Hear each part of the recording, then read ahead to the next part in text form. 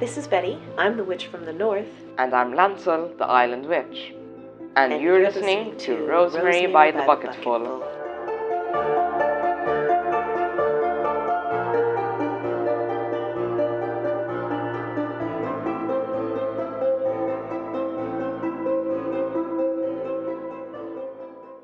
Welcome back to another episode of Rosemary by the Bucketful. Today we're going to be talking about tips for beginner witches. So if you're new to the craft, then some of these tips will be beneficial for you. But even if you've been practicing for a little bit, our tips could provide you with a fresh perspective. So Lancel, did you want to start us off? I think the first steps would be asking why you want to practice and delving deep, or quote-unquote doing some shadow work on why you want to change your beliefs or start practicing. And I think the root questions are, why am I practicing this, or why do I want to practice this? And as you get into it, it would be, what are my thoughts on this subject? I think it's like one of the beliefs or practice where we actually have to start doing homework and not just learn from other people. I agree. For me, in the beginning, one of the biggest things was asking myself, what does it mean to me to be a witch? And I think being a witch is basically a living embodiment of your personal truth. So it's not about what you buy, what you wear, or what you post on social media. As Lancel said, it's about digging deep and finding out what your beliefs are and where you stand on certain topics. Because as much as you may hear the opposite, I believe that witchcraft can be and is inherently political, because it is used as a tool for us to change our lives, to change the world, and to heal ourselves, whether that be from some past traumas or residual beliefs that no longer resonate with us, or even further than that, being a voice for the oppressed. I totally agree with that. And I think some further thoughts as you're getting into it would to acknowledge that in a few days, in a few weeks, your ideas and beliefs are going to change. This happens a lot to everyone basically, and expect to make mistakes. I made a post on this actually. Strive to be magical, not to be perfect. And I think that applies especially when you're a beginner. Absolutely. I love that that saying, strive to be magical, not to be perfect. Because as you said, like, yes, we are in the magical realm, but we are still physical human beings that live in this realm. So I think it's important to realize that, like you said, we are going to make mistakes and our beliefs are going to change. So just give yourself the grace to evolve over time as your practice evolves. I agree with that, and I think one of the first subjects that you should research is daily practice, and it's going to depend on the individual. I also want to say that the books that we're going to recommend aren't going to necessarily apply to you. I think some practices, we're like folk practitioners, so if you're like into Telema or something like that, I don't think we're going to recommend any books like that. So do your research, and just because we recommended this book doesn't mean you have to approve of it, or your beliefs apply to it, or necessarily be interested in these, but these are just some books or points that I think apply to a lot of people, and they're just they're just ways to get deeper, and I think that your practice is going to change over time. So don't box yourself in, especially from day one. And I think titles and types like Green Witch, Garden Witch, I don't think you should limit yourself to having a title. I know I went on a tangent, but the moral is, don't box yourself into one practice. Just because you started at day one Druidry, you're not gonna end at Druidry. You might end at Telema, at folk magic, something like that. Yeah, I totally agree with that. Yeah. I feel like modern day witch types kind of confuse me in a way because it's basically describing your craft in the tools that you use. And I don't really understand the concept behind that, I guess, because, one of the witch types today could be candle witch, but, I use more than just candles in my practice. So to define my practice by my tools just doesn't make sense to me and doesn't resonate with me. But if you feel like you want to call yourself a candle witch, I mean, you're more than welcome to. Just don't restrict yourself or your practice based on that title or type. Some people might like that title, but you don't need to box yourself in, especially from day one. And most of what you see online and social media, so social media is image based, so you're gonna see a lot of aesthetic practice, which we discussed last episode with Witch of Southern Light and Georgina. So go listen to that. Yeah, what you see on social media isn't 100% real. Some practices are so quote unquote boring that no one is really gonna share them. So I'd say your best means of research is Google and books. Right.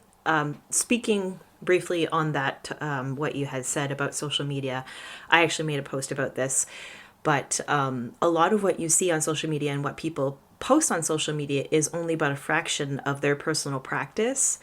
And again, going back to our last episode with Georgina and Marshall, you're not going to want to use your main source of research. You're not going to want to get your main source of information from content creators online. Like, you're going to want to do additional research on top of that and just be critical and of the information that you're receiving from people online as well, because a lot of what we're sharing, as I said, is personal practice. So it's UPG and it's not something that's necessarily verifiable by someone else, if that makes sense.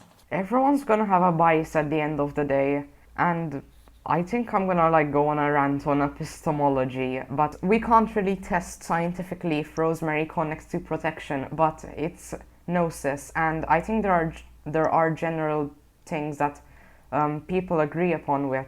If you have your own UPG, that's okay, but it might not apply to everyone. So if a content creator says Rosemary is used for love spells, it might be their own UPG, but it might not be verified gnosis or the generally agreed upon idea. So everyone's gonna have their bias, even authors in books, but that's why you cross research. And Google is your best friend, also books, but they can be your worst enemy because there are bad books out there. That's why you cross-reference. So if you have a book saying Rosemary is used for love spells and two of them say it's for protection, I'd say go with the two books over the one book. I agree totally. And going off that note as well, there is a lot of information out there. And yes, you're going to want to cross-reference that information that you're taking in. But also, there's no rush. This isn't a race. You're not racing anybody to get to some sort of finish line, and you shouldn't compare yourself to other practitioners that maybe you see online who have been practicing for a while, because they're going to be much further along than you are, and also maybe on a separate path or practicing something separate from what resonates with you. So just take it at your own pace and learn as you go. Social media should be a source of inspiration rather than where you should just get all your information from. Exactly.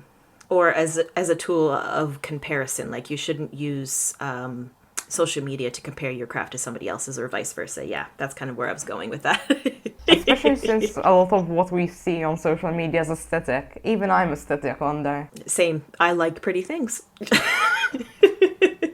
Okay, so I feel like we've kind of covered that pretty well. Maybe let's move on to some other tips. One of the main ones that I wanted to talk about was there's this thought or concept that you'll see in the community, especially if you're in an online space, and it's not held true across the whole community, but there's this idea that you have to be born into a family of witches or be initiated into a coven to be a witch or to have a valid practice. And I disagree with that. I don't think that that is true.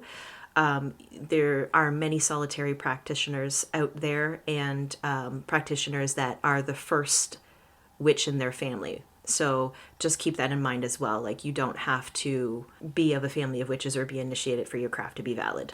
I also made a post about this on my page. You can go check it out. Shameless plug. But I also agree upon that. Like, the funny thing is that we see a lot of people boasting online that they're hereditary witches because their grandma makes herbal tea. And it's like, like, you can't really measure it in DNA. Culture is separate from DNA, and if you want to start practicing, there's nothing wrong with that. It doesn't make you less powerful or anything. I agree 100%. So we've talked about not having to be born or initiated to be a witch. We talked about some of the resources that you can get information from. Research is probably the most important thing in starting your practice, so that should be like your primary concern in the beginning. You spoke briefly on daily practices. Did you want to talk a little bit more about that, Lancel? Okay, so what is daily practice? Daily practice isn't elaborate or anything. We're not summoning Babylon into a circle every day. We're putting intention in our tea. We're drawing a card at the beginning of the day or at the end, depending on how you do it. You might meditate daily. It might be on your morning jog. It might be before you go to work on your sofa. It's gonna be dependent on everybody, since we don't share the same schedule as everyone in the world. Yeah, I completely agree. That was those are some of my tips as well, would be to cultivate a meditation practice. And as you said, that can look like many different things. And you don't have to start out with, meditating for an hour, sitting still, so forth. It can be 2 minutes, 5 minutes. It could be just sitting in silence. It could be drawing. There are many different forms of meditation, but definitely starting to cultivate a meditation practice in the beginning is going to be extremely helpful further on in your practice. And along with that, I also wrote down getting a journal and just writing everything down. And I think that kind of goes hand in hand with your meditation practice, because while you meditate and while you're learning, there are going to be a lot of things that come up that maybe you're going to have to work with. And this goes along with shadow work. But that's where you're going to write everything down in this journal. And this is going to help you work through some of those beliefs that maybe no longer serve you and letting them go while you evolve and move forward in your practice. Also, on the note of the journal, if you do some learning, you might find out what a book of shadows is or a grimoire. My thoughts on that is it's a good idea, but if you're starting out, use file paper, use ugly scraps of paper. If you have I don't have a problem with people using really good or beautiful, like leather-bound notebooks, but the problem with that is you're not gonna really write a lot in it. And I think the cover doesn't really matter. 5 years in the future, you're not gonna check if the cover is leather bound. You're gonna see what you've wrote. And if you get a leather bound book from day one, my advice would be to scribble in the front page. You actually learn this, it's not spiritual or anything. It's like you learn from art. If you have a fancy sketchbook, you don't really want to ruin it with some ugly drawing. So my advice would be scribble on the first page so you can fill it up. Once you find it quote unquote ugly, you're not gonna have a problem with writing in it. I agree with that. It's funny because I'm the type of person who likes pretty things and I'm a perfectionist. So in the beginning, I was very hesitant. I went out and I got this really beautiful book to write in. And for the longest time, I didn't write anything in it because I was just too scared. So I had these scrap pieces of paper all over the place with all my notes. And I had digital versions of things that I wanted to bookmark or to keep. And it wasn't for the longest time that I actually started to begin writing in my books. So I think my tip for that would be use scrap pieces of paper and kind of figure out what you want to do if you're like me and you like something that's aesthetically pleasing, or if you're a perfectionist and it bothers you to have to rip pages out of your book, maybe pre-plan what you're going to write in it. I used to rip out pages from my notebook. Now I'm just stapling pieces of crap to it. because I don't care enough or patience enough to like just find an empty page and just write. Like I use notebook paper. I use like notebook paper. Just buy a school notebook and just scribble in it. You're not gonna have problems. Yeah, no, but that's what I do. Like for my working notes and stuff like that, I'll write all of my research and things that I want to like scribble or thoughts. I'll write it down first, and then when I feel like I'm ready to transition it into my bigger book, then that's what I'll do. But I have like a separate like scrapbook where I can write everything down and work through it, and that's a process that works for me. So again, that's just you kind of have to figure out what works for you and what doesn't work for you. For me, just like my pretty books, quote unquote pretty books, I treat them like pretty for like a year, and then I just start turning them to junk journals. It's just my process. It's gonna like depend on you, so do as. Absolutely. And if you're a perfectionist, and you can always use a file or folder. If you have a problem with tearing out pages, you can use notebook paper. Um, Use a ringed file. That's what I'm using for some notes on Kabbalah and tarot. Yeah, binders are great. And also, I utilize digital as well to kind of rearrange things and like copy and paste and scrap and all of the rest of that. So that's been very helpful for me. Moving on, I think we've kind of rambled a little bit about that now.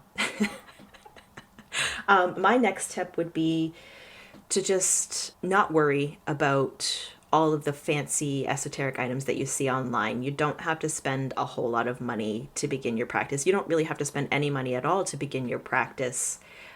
Nature can provide you with most things that you're going to need to begin your practice, if not all. So I don't think you have to worry about getting that, really aesthetically pleasing wand or athame or crystals or, herb bundles from other places. Like you can go outside and find a lot, if not all, of what you're going to need to begin your practice. I agree, and like the thing that we see in folk practice on the online space is it's somewhat becoming like the ceremonial community where you need to like buy instead of use what's around you. So I'm from the like school of thought which you're gonna like use everything in your house, and we're gonna have an episode on this in the future about using what you have in your house already. So I think the point of folk magic isn't to buy some dried mandrake root off the internet and use it. I think you definitely can, but the main focus for me at least is working with the nature around you and what you have already. Yes, absolutely. I agree with that. I've been guilty of falling into that mindset of having to buy these things to do a certain practice or just to work in my practice. And it's definitely not true. Like, you don't have to go in, for example, and buy herb bundles. I have cedar that grows abundantly around me that I can literally go out and harvest and create herb bundles for smoke cleansing or whatever else. Like, so you don't have to go to some metaphysical shop and spend $10 on herb bundles when you can go outside and harvest it and get it for free. Also, I'm gonna say safety warning. If you're gonna take anything from nature, you need to be careful that it's not poisonous or it's not gonna irritate your skin. Yeah, exactly. That goes along with just doing your research and knowing what you're handling. Yeah. Did you have something you wanted to, another tip that you wanted to add? Okay, my tip would be find a community of like-minded people, but don't feel that you need to be in a coven. Community and coven is different. You can definitely be solitary. I'd say find a group of good friends who also have a similar practice. I agree with that. In the beginning of my craft, it was solitary, and then there was a brief moment where I thought in order to further advance myself, I needed to join a coven, and so I did join a local coven with around me. Sorry, but it turns out that what they practiced didn't really resonate with me, and how they did their practices didn't align with mine, so I left. And actually, joining the online community has been much more what's the word I'm looking for? Beneficial or connecting for me. I found a lot more people who share the same beliefs as me, and I've learned a lot since joining Discord and reaching out to the communities. So yeah, as Lancel said, you don't need a coven, but connecting online can be very, very beneficial because you're going to have a wider community like around the world that you can connect with, and you have a higher chance of finding people that resonate with you, if that makes sense. that I wanted to talk about, but Okay, otherwise, so that's pretty much the end of mine. am I still recording? I'm just gonna check. Don't learn about See your the yeah. Don't learn about your beliefs from opposing religions. Um, yeah. Um, So did you want to elaborate a little bit? okay, so since it's all epistemology and some people might be extremists about their beliefs, so if you want to learn something about a religion, don't learn it from someone who's opposing it. Um, Yes. even if Yeah, I think that's a good tip. even if they're like chill, there'd still be some misinformation. So check with that organization or system of belief. Um, yeah. Uh, be a skeptic. Don't believe everything you see online. Um, most of it's aesthetic. Some people make mistakes, and that's okay. Some people just spread misinformation on purpose. We're definitely not gurus, and we don't really promote that we're gurus. So do your research, cross reference us because we make mistakes sometimes. Absolutely. Yes. Like we are human and we can have misinformation. So definitely. My next tip actually kind of goes along with the previous tips that we mentioned with, cultivating a meditation practice and journaling and shadow work. And I think it's important.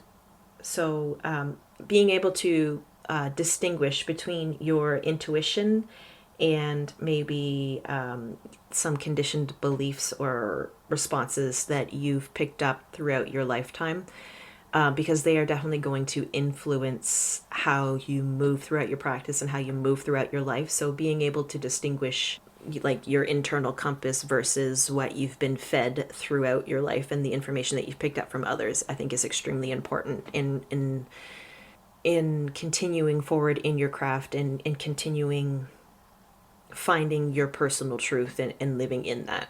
Yeah, I agree with that. Another tip would be spell work doesn't mean you should be lazy. And Olivia, the Witch of Wonderlust, actually did a great video on this, so we can make sure to link it in the description below for you, because she basically talks a little bit more about this and how a lot of beginners are guilty of it. So, and then my next tip would be to choose at least one form of divination. And I think this just kind of reaffirms the tip on trying to practice distinguishing between your intuition and outside influences. Because when we practice our divination, we're essentially taking cues from ourselves to find answers or to get advice for our mundane lives. Maybe some advice for magical as well if you're using it like pre-spell work, for example. But yeah, I think choosing a form of divination in the beginning, at least one, is important. Also, like to cap it all off, would be if you're a beginner, don't be cocky and say that you know everything. Owas did a good episode on this, and they basically explained the psychological model of beginners like pretending to know everything, and then it's just like a landslide of you saying you don't know anything. Yes, exactly. And I think most, if we're speaking in terms of online, I think most good content creators will be very transparent and let you know that they don't know everything, that they don't have all the answers to everything. You can't possibly, especially if you're somebody who follows a particular path. You're not going to know, like, I am a folk practitioner and my practice is secular. So for me to say, like, I know everything about, for instance, Thelema would be a lie. And to try to give advice on something like that, I would just not. not even attempt to, because I would have to do further research and understand more before I was even at the capacity to be able to do so well. So, Yeah, put sulfur and vinegar in a jar to love yourself more. okay, so book recommendations. I think this is a good place to start with those. So why don't you go ahead, Lancel? Okay, so my first one would be the Encyclopedia of Magical Herbs by Scott Cunningham. I think you can get it on Kindle edition, and you can get the physical book. I think it's like I wouldn't say it's a what's the word? Foundational book, but it's a good encyclopedia that's if you're using herbs a lot, you're gonna reference. I agree with that. One of the books that I always recommend for beginners, and it's for divination, I would say, is 78 Degrees of Wisdom by Rachel Pallock. I think that's a great book to start out with learning for tarot. I also agree that's a good book. If you're going for tarot and the Kabbalistic way, the Kabbalistic tarot, for tarot, holistic tarot, I think it's called, Tech Nike recommended it. If you're wanting to get into runes, I think it's the Poetic Edda. It's Norse. I think it has the poems of Odin and the whole explanation of the runes. If you just want a direct approach to the runes, it would be, what's the red book name again? Futark by that person. I'll find it and link it below. I think a great book, especially if you're looking for maybe some different paths or traditions to follow, the Cornish Book of Traditional Witchcraft is also a highly recommended book. Isn't it Cornish Book of Ways? Cornish Book of Ways, a book Yeah. of traditional, yeah. Yeah. So I might have got the title wrong, but again, I'll link it in the description below. If you want to find out, like, learn about paths like numerology, astrology, Kabbalah, The Black Arts by Richard Cavendish is also a highly recommended book. Yeah, there's correspondence actually. Oh shoot, I forgot the author's name, but it's a complete book of correspondence. And I just recently came across it. It's quite a thick book. It's like textbook size. That's also supposed to be good for learning like correspondence of the different elements and stuff like that. So that could also be a great beginner book. Also, I wouldn't, all the books by Auryn Murphy Hiscock, they're all great. Just read them all. You can actually find them on Audible too, because unlike in Scott Cunningham's books, who would even make like an Audible, like audiobook of just like tables of correspondences? Who would even want that? I don't think anybody would listen to that, to be honest. I do have a... Yeah, Auryn Murphy Hiscock's books, they're all on Audible, yeah. That's actually a good call out too, is like you don't have to just get physical books. I like physical books for references, but you can also listen to podcasts, audiobooks. There are many different resources, as we mentioned throughout this episode, so don't feel like you have to just read books, but definitely still do read books. I did have a couple more books. So these ones are fairly newer to this year. So obviously The Psychic Witch by Matt Auryn is a great book, and it is beginner based, but you can also adapt it to your practice if you're a little further along, which is great. And then The Year of the Witch by Temperance Alden. Tempura apples. Yes. I purchased the book. I enjoyed it. I like how she uses your geographic location to adapt the wheel of the year to for you and your practice. So definitely recommend that. She also talks about intuitive magic and budget witchcraft. So if you secretly want a signed copy with tempura apples, you can just email her and she'll do it.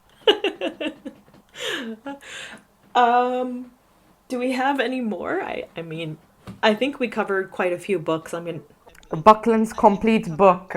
Yeah, it's a really good book. It's by Raymond Buckland. It's Wiccan based, but it's also, the first chapter is really good because it has on the originations of sympathetic magic. So if you're not Wiccan and you still want to at least read the first chapter, it's still good. Oh, going off of that, Teen Witch by Silver Ravenwolf. Now I know that there is some controversy about her writings in the community. However, if you are on the younger side and maybe you're looking to include your family in your decision, she does actually have a chapter speaking to the parents directly in that book, so that's nice. If you want to get free books legally, there are specific libraries which there are copyright-free books on places like the Hermetic Library and other places we'll link in the description where you can get books like from A.E. Waite and some other good books, and like the Kai Ballion, I think. There are some good free resources which are copyright-free, so you can get for free. Yay, free books.